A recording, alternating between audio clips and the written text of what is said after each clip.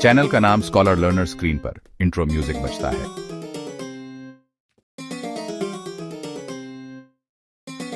हमारे चैनल पर आपको शिक्षा, स्वास्थ्य और समाज से जुड़े विषयों पर जानकारी मिलेगी।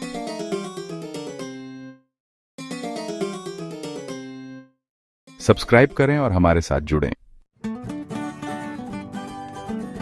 नमस्कार दोस्तों, स्वागत है स्कॉलर लर्नर में। आज हम एक बहुत ही महत्वपूर्ण विषय पर बात करने वाले हैं, सरकार की भूमिका स्वास्थ्य क्षेत्र में। मैं हूं आपका होस्ट अमन। चलिए इस महत्वपूर्ण विषय पर गहराई से चर्चा करते हैं।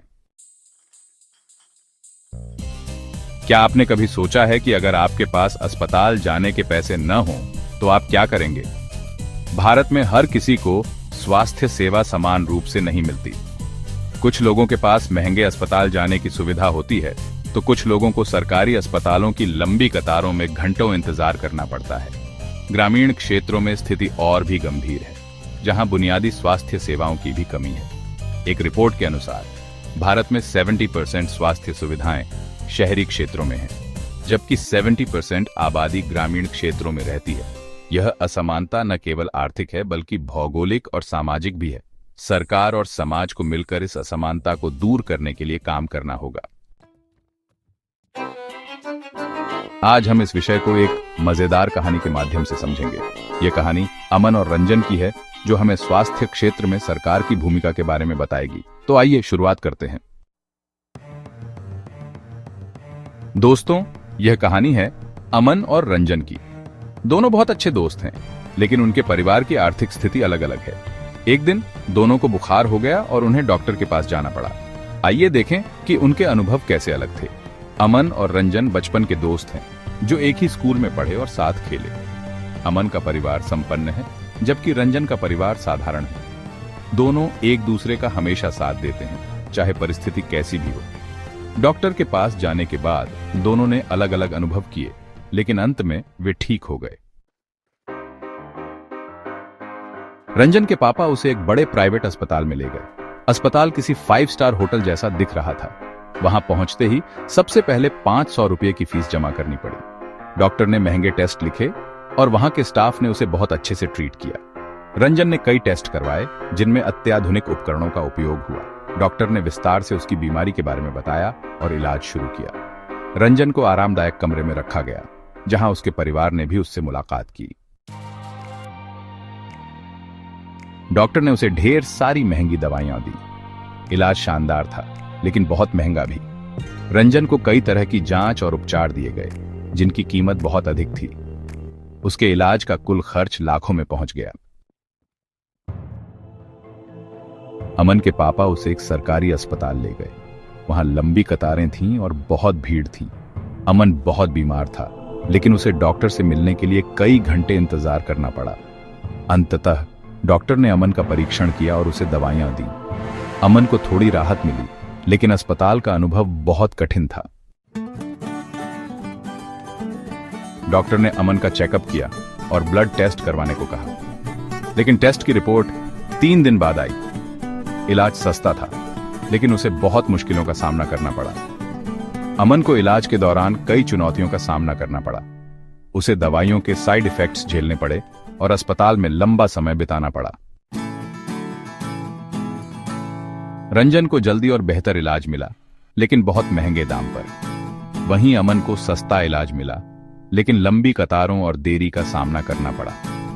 निजी अस्पतालों में आधुनिक सुविधाएं और उपकरण होते हैं, जबकि सरकारी अस्पतालों में बुनियादी सुविधाएं और भीड़-भाड़ होती हैं।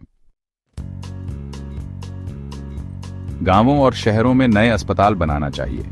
सरकार की जिम्मेदारी है कि हर क्षेत्र में स्वास्थ्य सेवाओं की उपलब्धता सुनिश्चित करे। डॉक्टरों की संख्या बढ़ानी चाहिए। साथ ही मेडिकल स्टाफ की ट्रेनिंग और उनकी सुविधाओं पर ध्यान देना चाहिए। टीकाकरण और मुफ्त दवाइयों की सुविधा देनी चाहिए। ये सरकार की जिम्मेदारी है कि हर नागरिक को स्वास्थ्य सेवाएं मिले। साफ पानी और स्वच्छता पर जोर देना चाहिए। स्वच्छता और स्वच्छ पानी स्वास्थ्य का आधार है। सरकारी अस्पतालों में लंबी कतारें, ये एक बड़ी समस्या है जिसे सरकार को हल करना चाहिए। इलाज महंगा होने के कारण गरीबों को परेशानी। सरकार को सस्ती और सुलभ स्वास्थ्य सेवाएं प्रदान करनी चाहिए। गांवों में अस्पताल और डॉक्टरों की कमी। ग्रामीण क्षेत्रों में स्वास्थ्य सेवाओं की कमी को दूर करना सरकार की प्राथमिकता होनी चाहिए। सरकार को स्वास्थ्य योजनाओं और गरीबों के लिए स्वास्थ्य बीमा पर ध्यान देना चाहिए। सस्ती स्वास्थ्य सेवाएं हर नागरिक का अधिकार है। स्वास्थ्य सेवाओं के बुनियादी ढांचे का विकास और आधुनिक चिकित्सा उपकरणों की उपलब्धता सुनिश्चित करनी चाहिए। यह सरकार की जिम्मेदारी है कि हर नागरिक को उन्नत स्वास्थ्य सेवाएं मिले। जब हम भविष्य की बात करते हैं तो स्वास्थ्य सेवा सुधार की कई संभावनाएं नजर आती हैं। सबसे पहले तकनीकी प्रगति को अपनाना बहुत जरूरी है। टेलीमेडिसिन और डिजिटल हेल्थ केयर सिस्टम्स का उपयोग बढ़ाना चाहिए ताकि दूर दराज के क्षेत्रों में भी विशेषज्ञ डॉक्टरों की सलाह मिल सके। इसके साथ ही एआई और मशीन लर्निंग का उपयोग करके बीमारी की जल्दी पहचान और इलाज में मदद मिल सकती है। भविष्य में रोबोटिक सर्जरी और अत्याधुनिक चिकित्सा उपकरणों का उपयोग भी बढ़ेगा, जिससे इलाज अधिक सटीक और सफल हो सकेगा। स्वास्थ्य सेवा में पारदर्शिता और निगरानी बढ़ाने के लिए ब्लॉकचेन तकनीक का उपयोग किया जा सकता है।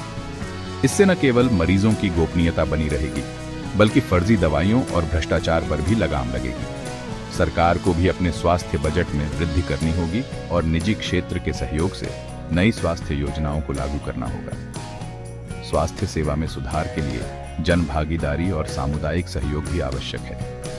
साथ ही स्वास्थ्य शिक्षा और जागरूकता अभियान चलाने की भी जरूरत है, ताकि लोग अपने स्वास्थ्य के प्रति सजग रहें और समय पर इलाज करवा सकें। भविष्य की स्वास्थ्य सेवा सुधार की दिशा में ये कदम उठाने से हम एक स्वस्थ और समृद्ध समाज की ओर बढ़ सकते हैं। स्वास्थ्य सिर्फ सरकार की जिम्मेदारी नहीं है, बल्कि हमारी भी है। हमें अपने आसपास सफाई रखनी चाहिए, समय पर टीके लगवाने चाहिए और दूसरों को भी जागरूक करना चाहिए। अगर आपको सरकार को सुझाव देने का मौका मिले तो आप स्वास्थ्य सेवाओं में क्या सुधार करना चाहेंगे? कमेंट में हमें जरूर बताएं। अगर आपको यह वीडियो पसंद आई हो तो इसे लाइक करें, शेयर करें और हमारे चैनल स्कॉलर लर्नर को सब्सक्राइब करना न भूलें। मिलते हैं अगले वीडियो में। तब तक स्वस्थ रहें और सीखते रहें।